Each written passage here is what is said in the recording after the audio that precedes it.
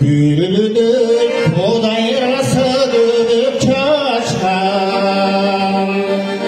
bülbülünün turdağı canımız açan, şamanıday sözü bir zamanda,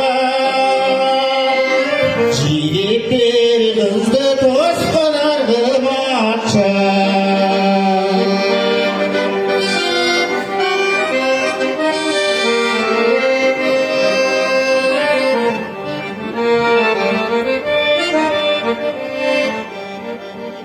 Yayladı bir kuştay sıkır tolu, boyuma kanatçan oylar kolu,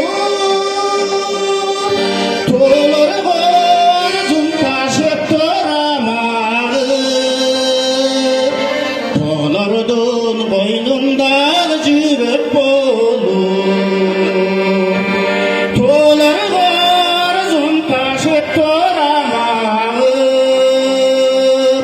Tolardın boynunda cürüp olur.